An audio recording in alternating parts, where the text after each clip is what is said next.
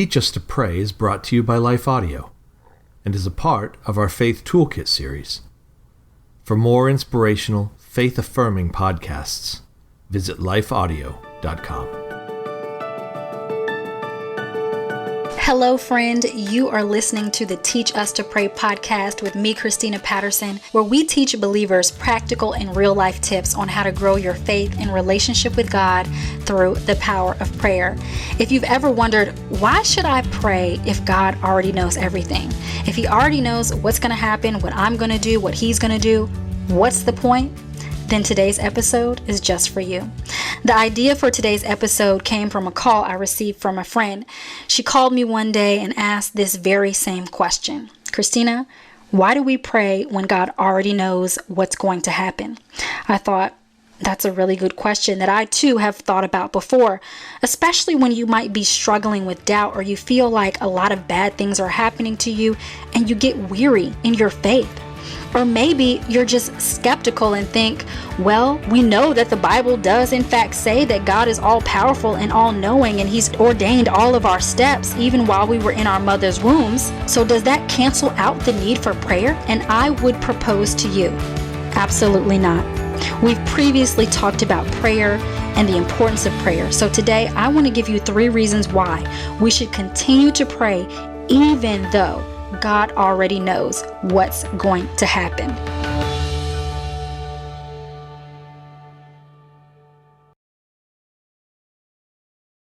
The first reason we should continue to pray is because prayer is about our relationship with God. In her book, Fervent, Priscilla Shirer outlines the general purposes of prayer with the acronym PRAY. P-R-A-Y. P stands for praise. She encourages readers to start with adoration towards God with a focus on who He is and all His goodness. The R stands for repentance, the part of prayer where we turn away from the things that are not of God and align ourselves with His will. The A stands for asking, and this is where we tell God pretty much what we want.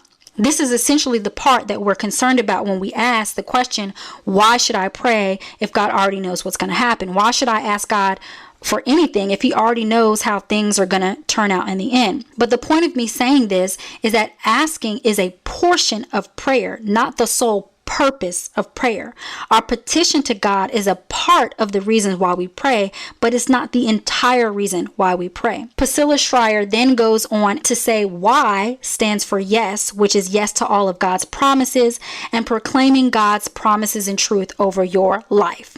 So that's the acronym PRAY that Priscilla Shirer gives in her book Fervent for how to pray. Praise, repentance, asking, and yes. And if you remember from episode 2 of our Teach Us to Pray podcast, we use the 3R prayer process, which is to reverence, repent, request. And so both of these prayer methods, which again are just methods to just help guide your prayer. And they show that the asking portion of prayer, the request portion or the asking portion is only part of prayer. But the praise, the repenting, the yes, the reverence are all important parts of growing in our relationship with God through prayer. Prayer is essential to your relationship with God, as we've discussed in previous episodes.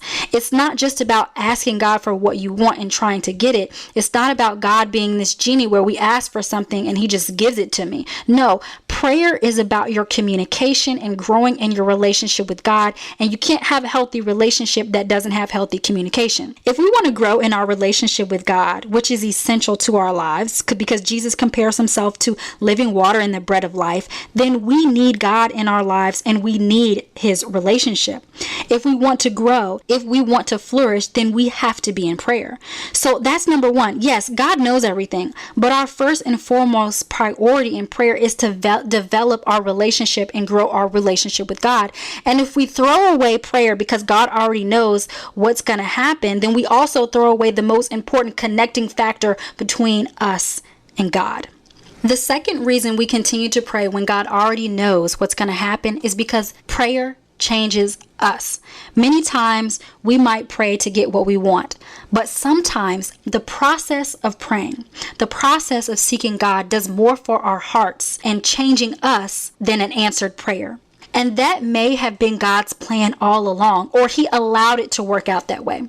For example, I never wanted or planned to be a stay-at-home mom. I grew up with the mentality that you go to college, you get a good job, you become an independent woman, and that's just what you do. When I had my daughter and I realized that God was calling me to be a stay-at-home mom, I was like, no, this can't be right. My heart was not in it. But at that time, I read another Priscilla Shirer book called Life Interrupted, which is a study on Jonah and running away from what God is calling you to do. And that's exactly what I was doing. I would apply for jobs and every door was getting shut in my face. And these were jobs I knew I was qualified for. I was praying to God to let me get a job, and those prayers were not being answered. And as I was reading Life Interrupted and studying the life of Jonah, God revealed to me that I was called to stay home. So no, He did not answer my prayer. And yes, I was frustrated in that season because I felt like I'm not a stay-at-home mom. I wasn't built for this. I wasn't raised for this. I have no idea what I'm doing. And because I had those feelings, I started to pray more. And I started to become more dependent on God to answer this call that I felt like I was completely unqualified for. And as I prayed and read my Bible and leaned on God, He was changing my heart about the whole situation. Not only did I develop a deeper relationship with God in that season, now I can't imagine not being a stay-at-home mom. I absolutely love what I do. Did God give me what I wanted even though I prayed for it? No, He gave me something better. He gave me peace, purpose, and a closer relationship with Him. Sometimes prayer is more about aligning our hearts with God's will, not necessarily getting everything that we think we want. It's in prayer that we're strengthened and encouraged to do the things that we didn't think we could, to live a life in the midst of unanswered prayers and of things not going the way we thought they should. It's in prayer that God is working on us. He's sanctifying us, and He's aligning our hearts with His. When I think of that season of wanting a job, I can see it wasn't a job that I really desired. Essentially, I wanted security, and God was providing that for me, even though it wasn't in the way I thought that I would go about it. If we really look deep at the core of the things we want, God is answering those prayers by providing His peace and encouragement and His uplifting of our souls and spirits along the way. Even in seasons where we feel like our prayers aren't being answered, God is everything we need, even when He doesn't give us everything we want. The third and last reason why you should pray, even though God already knows what's going to happen, is because you don't know what's going to happen. You don't know what prayer He's going to answer.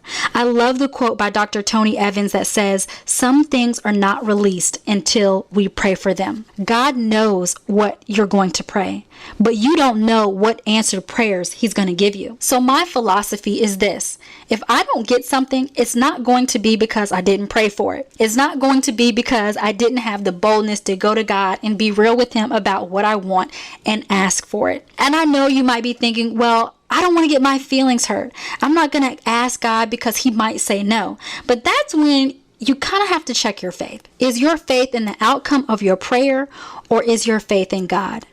Our prayer requires faith because we don't know the outcomes, but it ushers us into the presence of the one who does. Listen, I don't have all the answers, but I do pray that today's podcast was an encouragement for you and that you've gained a greater perspective of why we should keep praying, even though God is all knowing. We have so much more to talk about when it comes to prayer, so I hope that if you were encouraged by today's episode, you'll share it with a friend and subscribe so that you don't miss any future episodes of the Teach Us to Pray podcast, where we'll continue to learn how, just like breathing, prayer can become a natural, consistent, and life-giving life-giving part of our everyday lives. Until then, be sure to connect with me, Christina Patterson, at belovedwomen.org and check out the show notes in today's episode to download my free 5-day prayer guide to help you put into practice the powerful habit of prayer. Thank you so much for taking time to listen today. God bless you, and I'll talk to you in the next episode.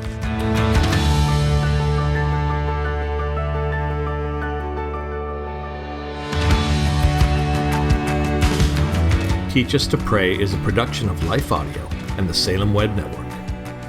If you enjoyed this episode, would you take a minute and leave us a review in your podcast app?